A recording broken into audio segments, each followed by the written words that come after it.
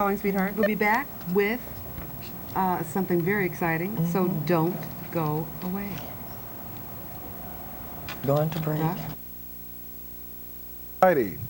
Good morning. In the continuing flight of Soul Beat, we have a very special guest, Kashif, to your morning. Oakland television audience. Good morning. We're here this morning to discuss with you Brother Kashif's book, Everything You'd Better Know About the Recording Industry. This book, for you persons wishing to get involved with the recording industry, is a must-read Bible. Brother Kashif, you have an incredible production history. For those of the younger set that don't know you, they need to know that you were Whitney Houston's producer, Kenny G. You produced such people as Dionne Warwick, George Benson, Al Jarreau, Melvin Moore, blah, blah, blah, blah, blah, blah, blah. And who else? Evelyn Champagne King, that's your favorite. That's my favorite, Evelyn Champagne King. The brother has also produced himself with a number of great pieces. And his new album is coming when? It'll be out in March 1997. And for those of you who remember this dynamic brother, you're going to be startled by this new production. It's Beyond Beyond. We'd like to get calls from you concerning the book. If you have questions about getting into the recording industry, be sure and get on the line. Drop it. Get with us right now. Give us a shout. We have the brother here to answer your questions, and I will ask a certain number of questions myself. And those are, where can they get your book here in the Bay Area? Well, Marcus Books, Borders Books and Music, Tower Records.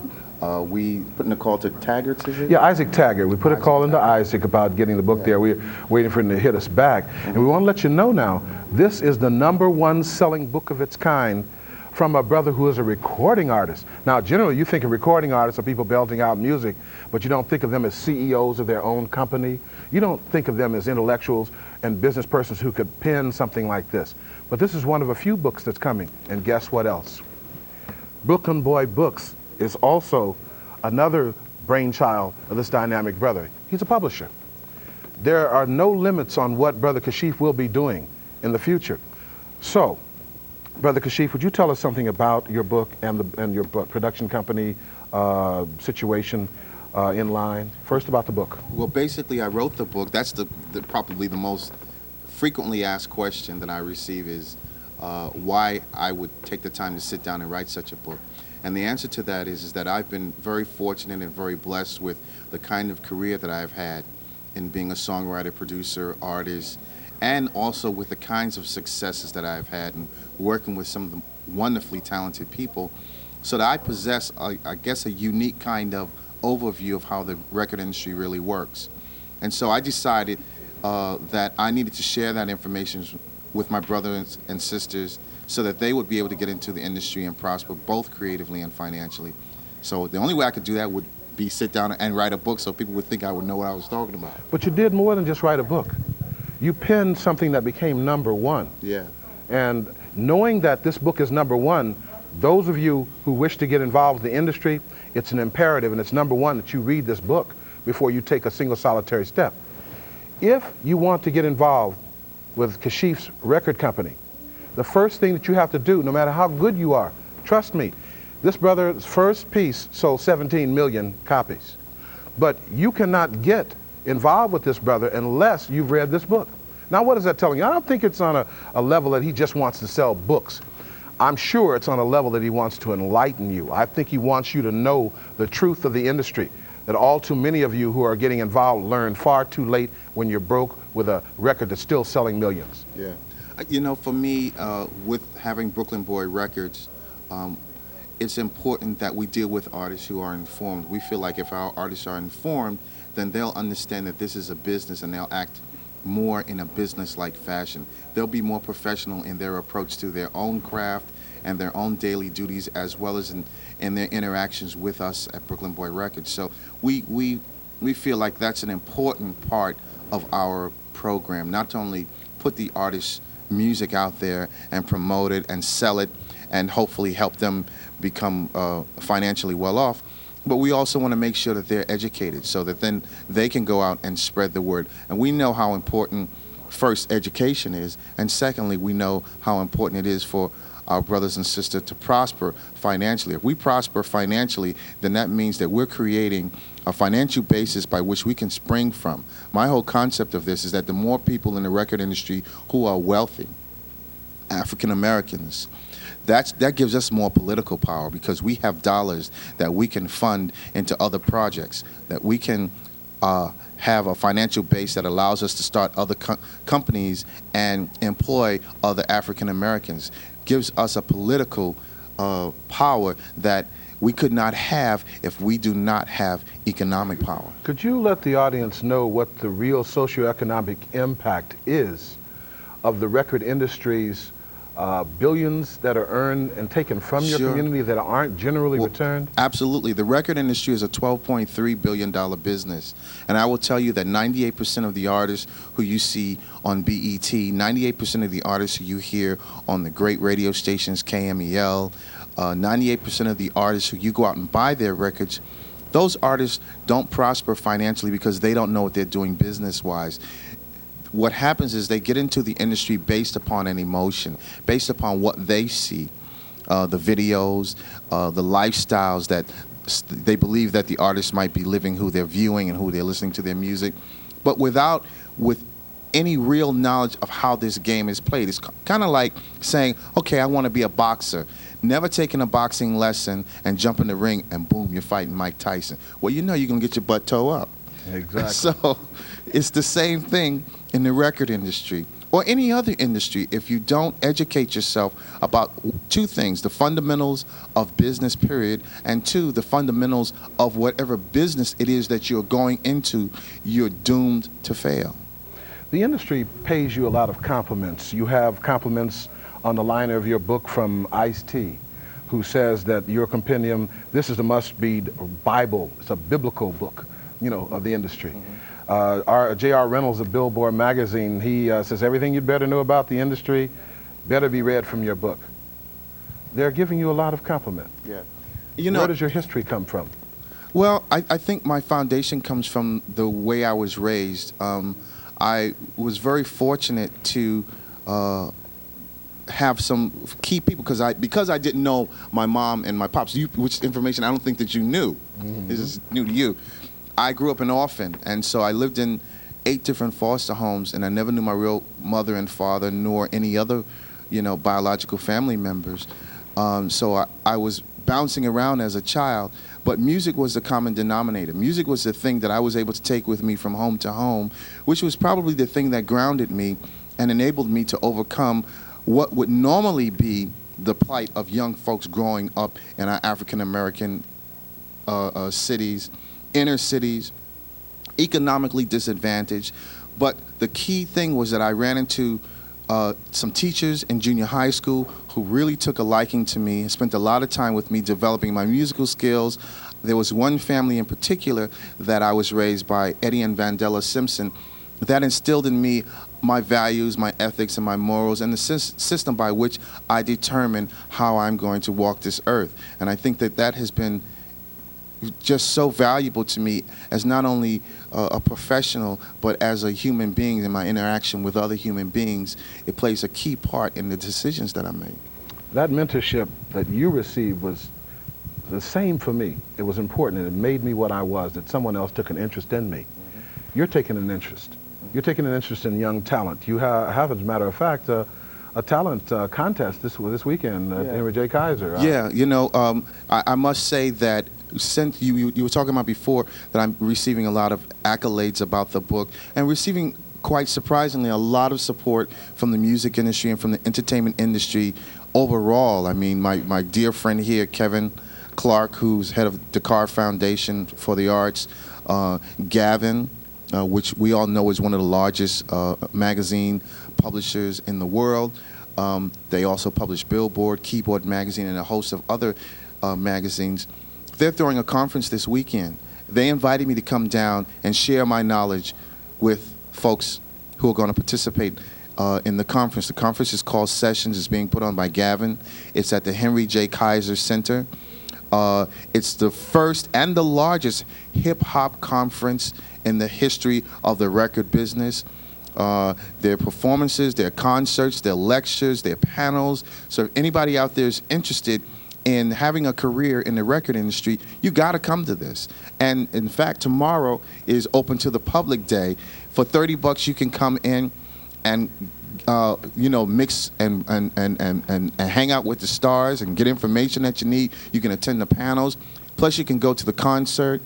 E40 is going to be performing at the concert. It's just, I think it's a great event. I'm honored that they invited me to come talk. And you can also, for another $39, pick up an autograph copy. And for those of you who don't understand collective value, come down and get the man to autograph your book. This book will become enlarged in value because he signed it personally. And your mind will become enlarged in value and information because, you know, you're co-signing on what's in this book. You will not in any way reject the information that's in this book. Trust me. And trust Kashif too, because your dollars and your career depend upon you knowing this book like you know your Bible. Thank you. I think we will be on just a little bit. We're going to take a break and we'll be right back with regular Soul Beat programming because this was extraordinary. Having Kashif here at KSBT, Soul Beat. Thank you. Thank you. All right.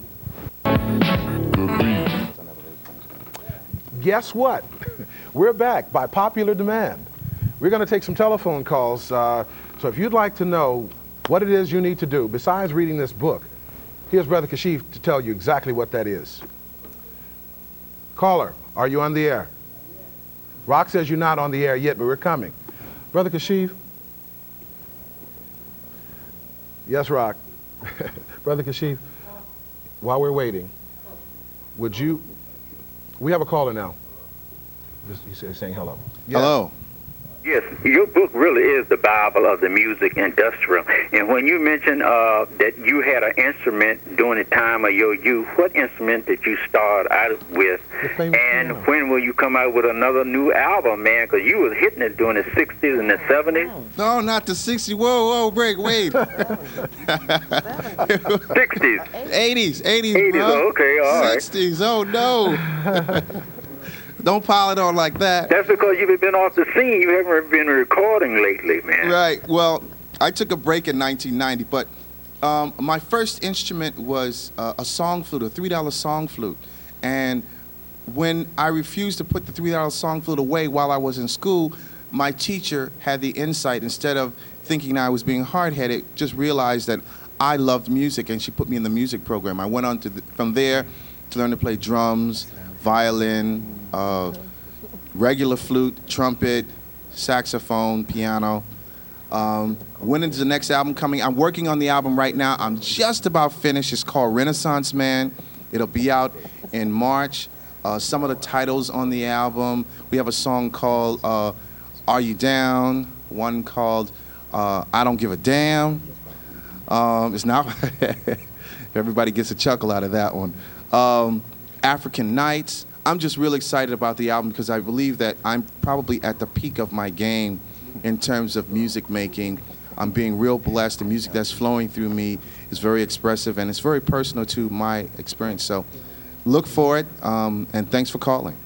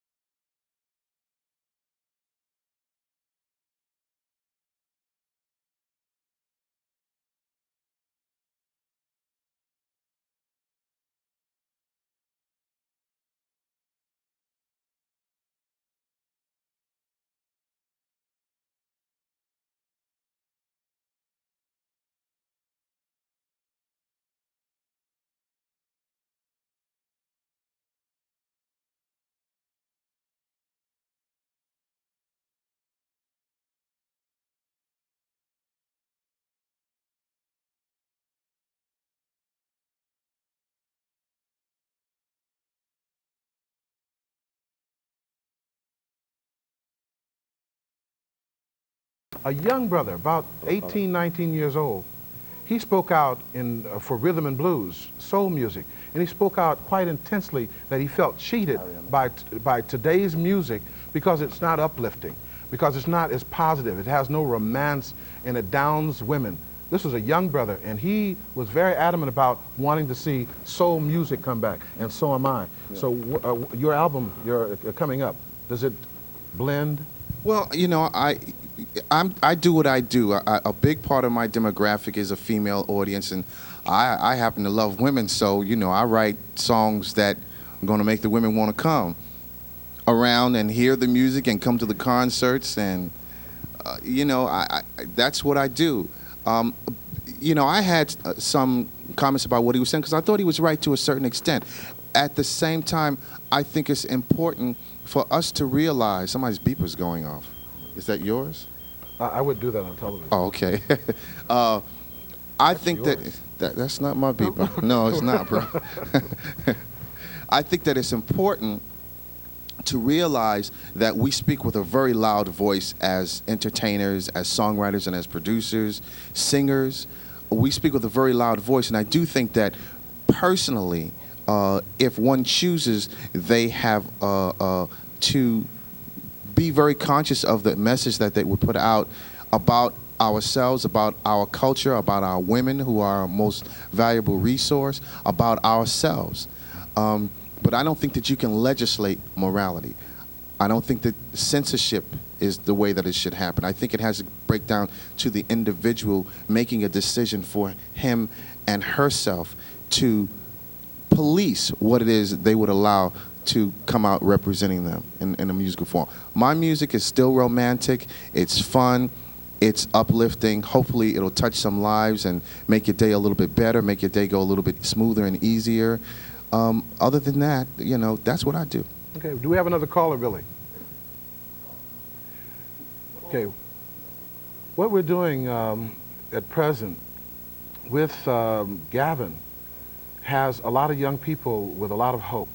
And on Saturday, Saturday you'll have what, your talent show? Yes, Saturday is actually, we're closing on the end of a 19-city tour that I've been on, doing two things, lecturing at colleges and universities and high schools about how to get into the record industry, the do's and don'ts, talking about some of the pitfalls of, you know, most common pitfalls and errors that people make getting into the record industry. What are some of those errors? Let me answer the first question. Saturday, we're going to have a talent search because I've been looking for talent to sign to my new label, Brooklyn Boy Records. And in fact, in each city, we've been having this talent search, and we've signed several acts. So that's what we're going to be doing here on Saturday afternoon at 2 o'clock at Henry J. Kaiser. Come on down. You can audition for me, bring a cassette, a CD, a tape, sing a cappella, do whatever it is that you need to do to showcase your talent, and I'll check you out. And if I like what I see, there's a great possibility that you can end up on Brooklyn Boy Records. What was the second question? What was it? No, what are some of those errors? Okay, what are some of the most common errors? I think the biggest error and the most general error is that people feel that they can just jump into this industry without having any kind of education of how it really works. And when you think about it, it makes no sense. And the reason it makes no sense is that if one wanted to become a lawyer, they would have to attend law school. If you were interested in becoming a medical practitioner, you would have to go through the rigors of a medical education. So if those things are true, and we know in fact that they are, then it stands to reason that if you wanted to go into the record industry, that you need some education about how this industry works. So I would never go to a doctor who had not attended medical school. I would never go to a lawyer who had not attended law school.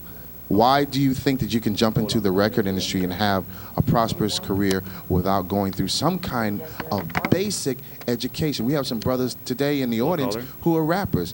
And I would tell you, besides your talent, besides you being able to rap and kick the fat lyrics and come up with great tracks and make great records, that you guys better educate yourself. You better know how to play this game. Because if you don't know how to play this game, you're going to jump out there and you're going to be naked in a freezing wind. What are some of your questions, audience? We'd like you to call us and give us some of the past problems you may have had. What are your questions? Billy, do we have another yes, caller? caller. Go ahead, caller. Yes, Kashif. Yes, Good morning. How are you? I'm fine. How are you? Okay, guess what I went and just did? I'm afraid to ask, but what is it? Oh, what I went and just did, I went into my album collection, and I picked out your album here, Kashif, Put it on. with Put it all on your background. great. Pardon? Uh-huh. Put it on. I can't. I don't have a turntable, so I had to go get the CD. Of the modern age. You got to go But get anyhow, the CD. Kashif, I went out to get your CD, couldn't find this particular album on the CD, and then I looked for about 2-3 years. Locked up on it, found a CD with your greatest hits on it. Oh yeah. But it didn't have what I liked, which was the toughest jam on this album for me. Say Something, Love. Say Something, Love. Yeah. You That- were jamming, man. Thank you. That was. And I didn't even know this was you until I saw the writing at the bottom of the screen. And I said, Kashif. Oh, come on now. See. Kashif. I'm going to bust you. Because this brother. I mean, I've been looking for you, brother. Well, I retired for a year in 1990 and just rested. You know, I've been in this game since 1974, and up until 1990, I had not had a real vacation. Yes. And I felt I deserved a vacation. I had done a lot of records, maybe 30 or 40 albums by that time, Yes. you know, producing and writing, and I needed a rest. When I came back, I sat down and wrote the book and started this new company, the new record label, the new book publishing company. We have a consultation company, an information company. We're on the World Wide Web. So we're doing a lot of things. Now it's time that you guys will hear the new Kashif music. And as I said before, I'm very excited about it. Just consider that when you get the new album, just listen to the songs and just have a good time with it. Well, you know, your sound is really recognizable. It really is. When you play, I know that is Kashif. So I just want to say, I just got to have you, because your music, it sure does turn me on. Okay. Thank you. I appreciate now. that. All right, thank you, Alrighty. caller. Bye-bye. Yes, your music is quite compelling, and we ourselves have tried to put some of your music on the turntable. There are no more turntables, and we all have our albums. The CD is available in the record stores, of course, still. You really should pick up on CDs that are by Kashif. Those of you young people who don't know this man's music, because in the 80s, some of you were still just babies, okay? You should pick up on this music, and there's a technique there that Kashif has that is unique in all of the record industry. I think that in time that people will come to learn what the record industry really is. But what are some of the common errors that you've heard, and what are the tears that have been shed over these errors? Well, I think I get people who come up to me all the time and say, look, I signed a contract and I'm unhappy with it. And my first question to them is always, well, did you have an attorney look at that contract for you before you signed it? And the question is answered most of the time, no, I did not. The person told me I had to sign it right away, and so I signed it. And what you got to realize is when you sign that contract, all you have is just that, a contract. If the contract does not clearly state what you're entitled to, or if it states that you are entitled to something and an agreement is unfair, you're held to that agreement. When you sign a record contract, it's for 7 years. The average American male lives 72.5 years. So you can consider that 1/10 of your life you're signing away right then and there. And how many millions can you lose? That's right. So you better be serious about it. You better know what you're doing. Okay, you've had a glimpse of this man for the first time on Soul Beat. You saw him here for the first time. We've got to wrap it up. Come down tomorrow to Henry J. Kaiser. If you're prepared to sign a record contract and to win, bring your best, shoot your shot. I want to see you do it. Ready to win. Thank you. Once again, thank you.